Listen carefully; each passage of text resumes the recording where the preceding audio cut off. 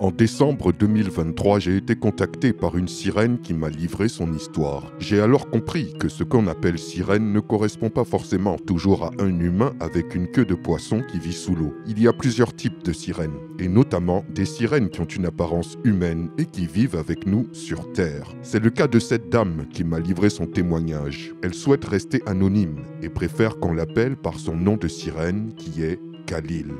Les aventures de la sirène Khalil, épisode 7, l'ouverture du troisième œil. Comme je l'avais expliqué à la fin du dernier épisode, le marabout qui avait commencé à me traiter est décédé. Quand nous nous sommes rapprochés de sa famille pour savoir ce qui lui était arrivé, personne ne pouvait nous donner de version exacte. Il était bien portant, mais bizarrement, tard dans la nuit, tout le monde a entendu un cri et après plus rien. On a découvert son corps sans vie le matin même. Mes parents et moi avons rebroussé chemin. Et plus tard dans la journée, je me suis couché et je fis un rêve étrange, où quelqu'un que je ne connaissais pas me disait d'arrêter de voir les gens pour la délivrance, que ça ne sert à rien, et que sinon, la prochaine à mourir, ça serait moi, car personne ne peut retirer ce que j'ai, ça fait partie de moi. Je suis comme ça et rien ne peut me changer.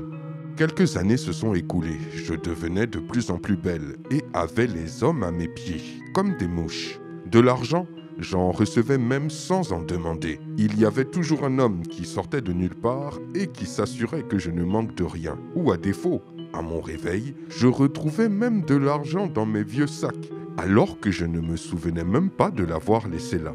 Plus les années passaient, plus j'arrivais à voir ce que les autres ne voyaient pas. Un jour, je suis allé au marché dragage. Sur une table, il y avait un enfant d'environ 10 ans ligoté. Alors j'en ai parlé à mon chauffeur qui m'aidait avec les sacs. Mais hélas, lui ne voyait qu'un crocodile, comme tous ceux qui déambulaient dans le marché d'ailleurs. Mais moi, je voyais un enfant. J'ai demandé à 2 autres personnes, mais eux aussi ne voyaient qu'un crocodile. Alors je me suis rapproché de la table et j'ai demandé à la vendeuse combien elle vendait le crocodile en entier. Elle me répondit que celui-ci était déjà pris et que le client passera tout à l'heure pour le récupérer. Malgré mon insistance et la forte somme d'argent que je lui proposais, elle refusa catégoriquement.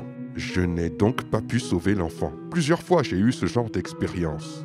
La deuxième fois, c'était au marché Mungali. À la suite de ce genre de phénomène, quand je rentrais chez moi, je me sentais mal de ne pas avoir pu sauver ces personnes. Un soir, alors que je dormais, j'ai fait ce rêve où j'étais en pleine réunion. Il y avait plusieurs sortes de sirènes. Tout le monde était déçu de moi, car au lieu de faire le mal comme certaines, moi, je ne faisais rien de négatif, et pourtant bénéficiais de certains privilèges quand même. Ainsi, la Mère suprême est intervenue et me demanda ce que je voulais devenir. Je lui répondis que je veux faire le bien et aider les autres. Elle me fit un sourire et ensuite me dit « Est-ce que tu sais que ton souhait a un prix ?» J'ai rétorqué que non, je ne le savais pas. Et ensuite, je me suis réveillé aussitôt. 2 jours après, j'ai perdu mon père dans des conditions inexplicables. C'était lui, le prix à payer pour la liberté.